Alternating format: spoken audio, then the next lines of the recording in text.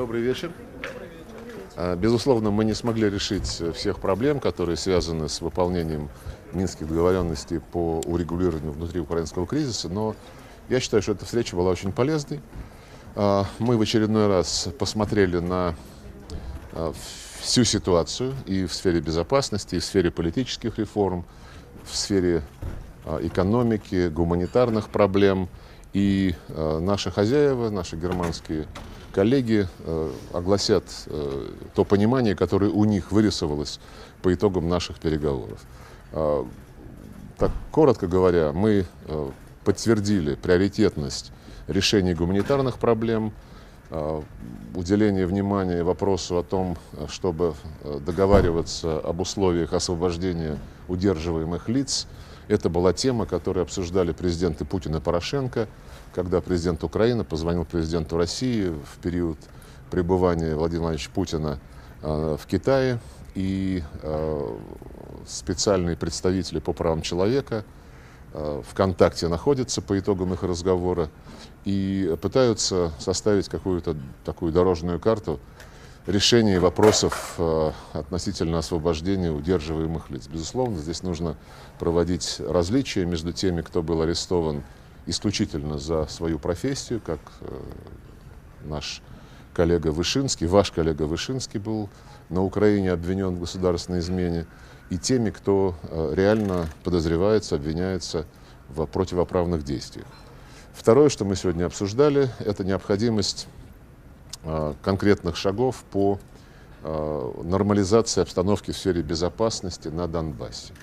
Мы привлекли внимание к тому, что в октябре 2016 года лидеры нормандского формата, нормандской четверки, лично занимались этой ситуацией и договорились о том, что в 3 конкретных населенных пунктах, Петровском, Золотом и станице Луганской, будет разведение сторон, сил и средств сторон, и эта договоренность до сих пор не выполнена.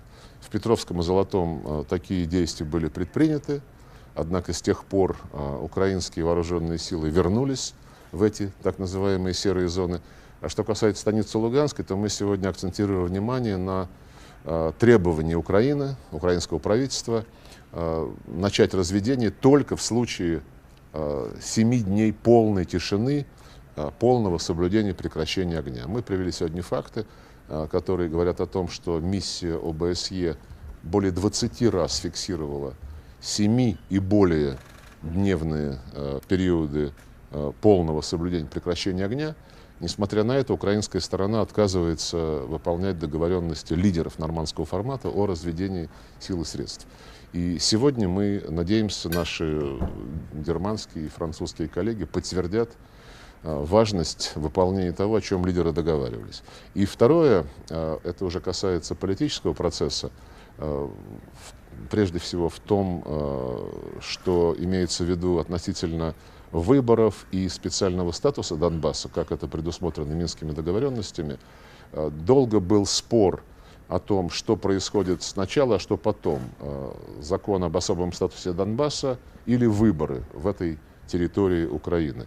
И на каком-то этапе, где-то в 2015 году еще, была выявлена так называемая формула Штайнмайера, который в то время был Минэндел Германии, которая решала проблему последовательности принятия закона об особом статусе и проведения выборов. Несмотря на то, что эта формула Штайнмайера была одобрена в 2015 году, подтверждена в 2016 году, до сих пор наши украинские коллеги не позволяют этой формуле, этой договоренности лидеров лечь на бумагу и обрести какую-то юридическую значимость. И сегодня об этом тоже говорили, и наши французские и германские коллеги нас в этом поддержали. Надеюсь, что сигналы, которые мы сегодня отсюда транслируем во внешний мир, возымеют свое действие. Прежде всего, еще раз говорю о том, о чем договорились наши лидеры. Разведение сил и средств в 3 пилотных районах, которые лидеры 4 стран лично на карте обозначили. И второе, выполнение той самой формулы Штайнмайера. Я считаю, что подобные встречи полезны, хотя мы знаем, что разговор о том, как синхронизировать действия по выполнению Минских договоренностей идут не только в рамках внешнеполитических ведомств, но и по линии внешнеполитических советников президентов трех стран и канцлера Германии. Эти контакты продолжатся, мы их активно поддержали. Вот, собственно говоря, о чем мы сегодня говорили, и, безусловно, решающее значение имеет подтверждение всеми участниками сегодняшней встречи незыблемости Минских договоренностей. Хотя, конечно, у нас есть вопросы о том, как наши украинские коллеги к этим договоренностям относятся. У миротворцев ООН. Да, обсуждали миротворцев ООН. Российская позиция предельно ясная. У нас есть предложение, которое было внесено в сентябре прошлого года в Совет Безопасности Организации Объединенных Наций, и которое направлено на обеспечение ООНовской охраны наблюдателей, которые работают по линии ОБСЕ.